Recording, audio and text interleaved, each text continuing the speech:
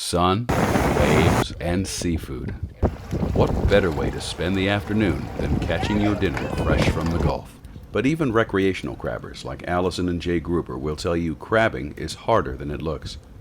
The Cape Coral couple has been trapping stone crabs on and off for 15 years. First, you need to know where to place the traps. You also have to select the right.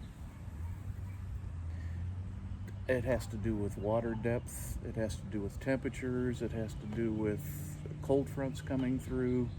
All these different things cause the crabs to move. You also have to select the right bait. Today, it's raw chicken. We've had best luck with, believe it or not, raw chicken quarters.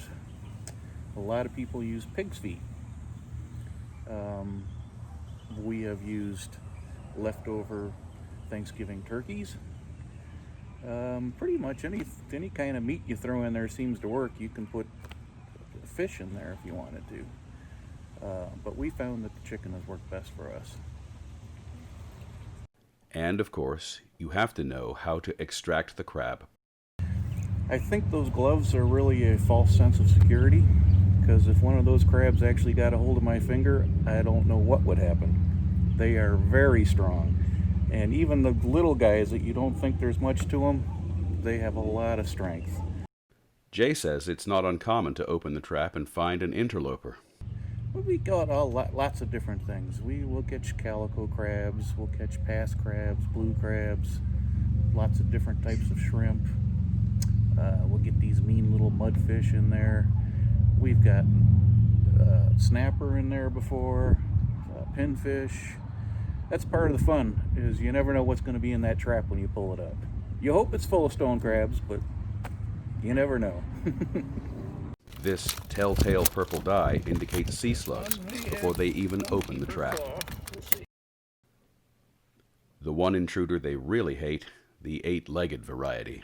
We had a very strange looking creature that shot some sort of ink out all over the boat when we first brought it up. I call those sea squirts. I'm sure that's not the real name for them. But I was happy that it was one of those and not an octopus. Because if you get an octopus in your trap, it's time to move your traps. You also have to know the law. There are limits on when crabbers can place traps.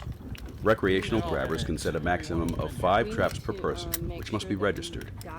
Gruber says it's a common misconception that the crabs are killed. You take the claws off, you throw the live crab back, they grow the claws back. And they actually grow them back pretty rapidly. Jay only takes one claw off because with one claw the crab can still defend itself until the other regrows. Yeah. The law forbids taking crabs that have eggs, and its claw must be at least 2 3/4 inches long. That's our lobsters. Today they have to Yep. throw almost all of them back because of eggs, which is a bit unusual in early April. We had a particular day this last outing where a lot of the crabs had eggs. That's not supposed to happen. That's the reason that there is a season, is so that you're not. Gruber said the Florida Fish and Wildlife Conservation Commission is studying the issue. Although the Grubers have harvested as many as 14 claws on an outing, today they will only take home 2. And there's still boat cleanup and unpacking ahead. But Jay says crabbing isn't just about hauling up traps. For me, finding time to do it.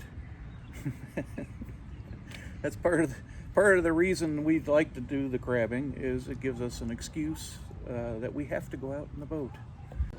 For C226, I'm Steve Layton.